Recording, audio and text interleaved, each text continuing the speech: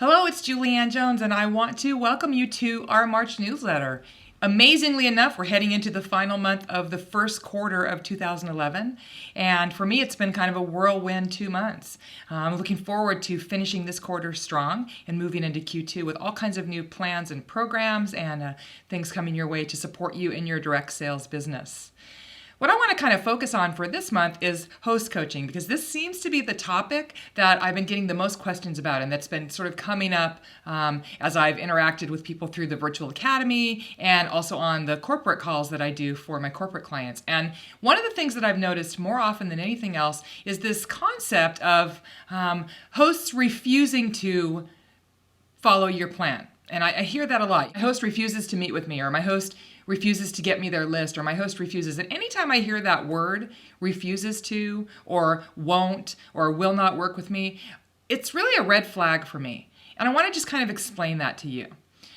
If a host is not willing to do even the most basic things that you're asking, like, plan a time to sit down with you and plan their party, even if that's over the phone, or to get you their list and posted so that you can send their invitations for them. If they're refusing to do something that you're asking, especially if it seems to be, fairly simple, you have to ask yourself how committed that host is going to be in general.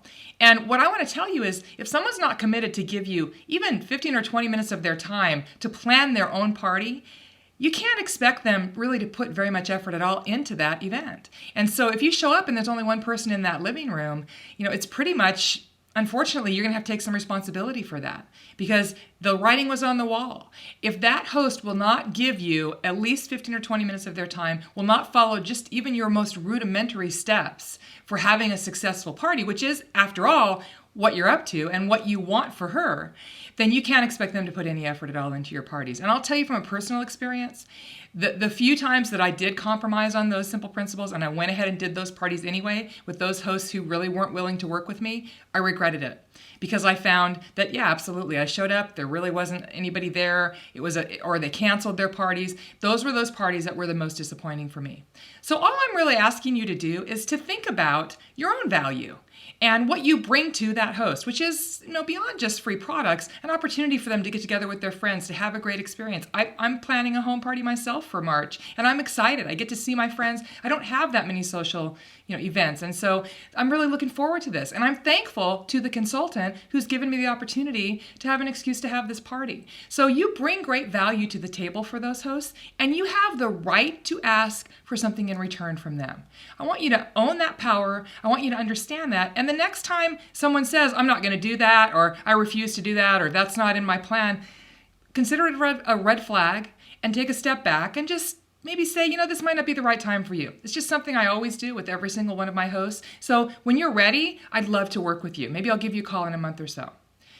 That has you honoring your own principles and values. And sometimes that person, when you do say that, will say, okay, I'll do it, because there's that concept of the takeaway in marketing. They want it because they can't have it. So just a little food for thought for you. If you are host coaching and this is a part of your plan, good for you. And you know what? I want you to think about this in terms of how you value yourself and how you ask for respect from those hosts you're working with. Hope that brings a little bit of added value to your March, and I'm looking forward to connecting with you. If you haven't already found out my fan page on Facebook, go check that out. It's Julianne Jones. And if you type in Julianne Jones, it should come up, Direct Sales Success Made Easy. I'd also love, if you haven't subscribed to the newsletter yet, for you to do that. And, check us out on the homepage. There's always new things happening. The blog is always being posted there, and I'd love to connect with you there. Hope you're having a fabulous day, and I'll look forward to talking with you soon.